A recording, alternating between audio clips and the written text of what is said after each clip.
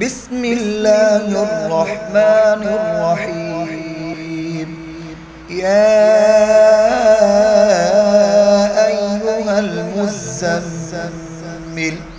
قم الليل إلا قليلا نصفه أو انقص منه قليلا أو زد عليه ورتل القرآن ترتيلا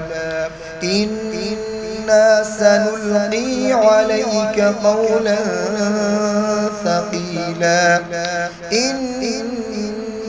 ناشئة الليل هي أشد وطئا وأقوم قيلا إن لك في النهار سبحا طويلا واذكر اسم ربك وتبتل إليه تبتيلا رب المشرق والمغرب لا إله إلا هو فاتخذه وكيلا واصبر على ما يقولون واهجرهم هجرا جميلا وذرني والمكذبين أولي النعمة ومهلهم قليلا إن لدينا أنكالا وجحيما وطعاما ذا غصة وعذابا أليما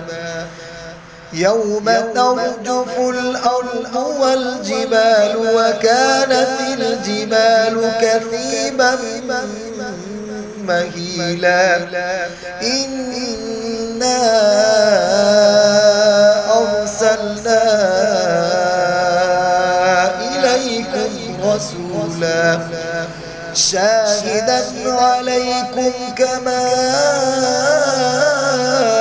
أرسلنا إلى فرعون رسولا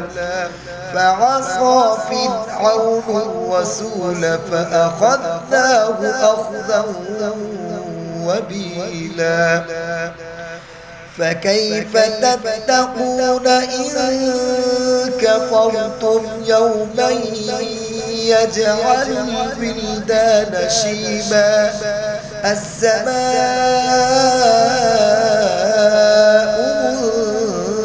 منفطر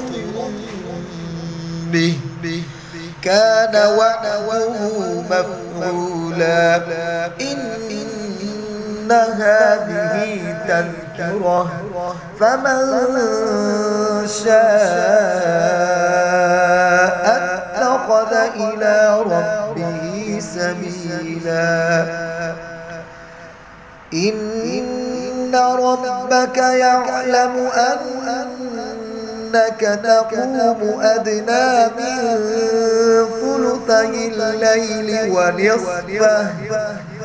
ونصفه وثلثه وطائفة من الذين معك والله يقدر الليل والنهار علم أن لن تحصوه فتاب عليكم فاقرؤوا ما تيسر من القرآن علم أن سيكون منكم مرضى وآخرون يضربون في الأرض يبتغون من فضل الله وآخرون يقاتلون في سبيل الله فاقرؤوا ما تيسر منه وأقيموا الصلاة وأقيموا الصلاة وآتوا الزكاة وأقرضوا الله قرضا حسنا وما تقدموا لأنفسكم من خير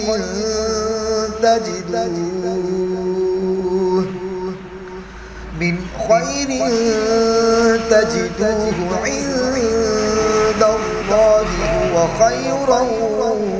وأعظم أجرا واستغفروا الله